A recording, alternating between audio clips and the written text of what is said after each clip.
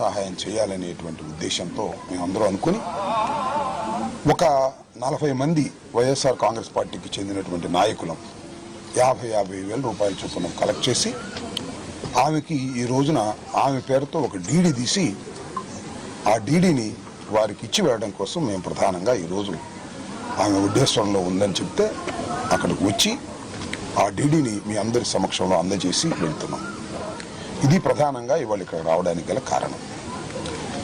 ఈ కేసు చాలా దురదృష్టకరమైనటువంటి కేసు,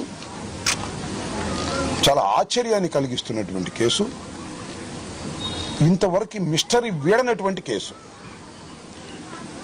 సరే, దీని మీద ఒకసారి వెనక్కి వెళ్ళి చూస్తే 18వ తారీఖు జగన్మోహన్ రెడ్డి గారు వచ్చి వారి కుటుంబాన్ని పలకరించేంత వరకు దీన్ని గాలికి వదిలేశారు.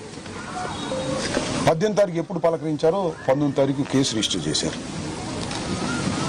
ఎంత లోపభూయిష్టంగా ఈ పోలీసు యంత్రాంగం ఈ కేసులో ప్రవర్తించిందో 2-3 ఉదాహరణలు చాలు.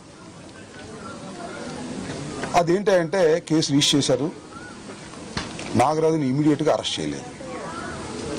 నాగరాజుతో బేరసారాలు చేసుకున్నారు. బేరసారాలు మీన్స్ అతను ఇలా చెప్పు అలా చెప్పు అని చేసుకున్నారు. చివరికి ఏదో అరెస్ట్ చేశారు. అది కూడా చాలా ఒత్తిడి మేరకు.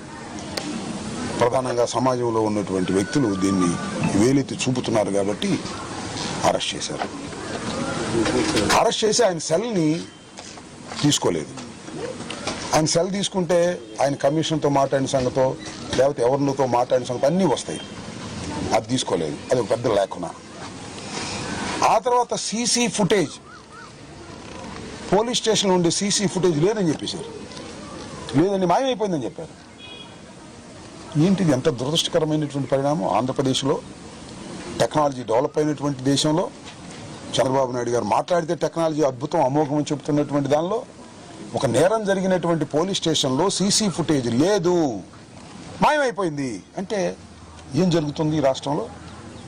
ఎవరినో కాపాడటం కోసం నాగరాజును అరెస్ట్ చేశారు, సరే, ఎవరినో కాపాడటం కోసం ప్రయత్నాలు జరుగుతున్నాయా లేదా అనేది ఇక్కడ పాయింట్. ఆ తర్వాత ఇంకొక పాయింట్ ఏంటంటే 3 కానిస్టేబుల్ని లొంగిపోయారు, అరెస్ట్ చేశారు. 3-4 వాళ్ళని కోర్టులో ప్రొడ్యూస్ చేశారు, వాళ్ళని రిమాండ్ ఇచ్చారు. వాళ్ళ సెల్ ఫోన్స్ ఏమని అంటే వాళ్ళు అమ్ముకున్నారంట, డబ్బులు లేక నాగపూర్లో అమ్ముకున్నారంట. అది కూడా ఇప్పేశారు. ఎవిడెన్స్ అంతా ఒకటొకటి క్లోజ్ అవుతుంది. నాగరాజు గారి సెల్లు క్లోజ్ అయింది, పోలీస్ స్టేషన్లో ఉన్న సీసీ ఫుటేజ్ క్లోజ్ అయింది, కానిస్టేబుల్స్ దగ్గర ఉన్నటువంటి సెల్స్ క్లోజ్ అయిపోయాయి, పూడిది మాత్రం దొరికిందంట.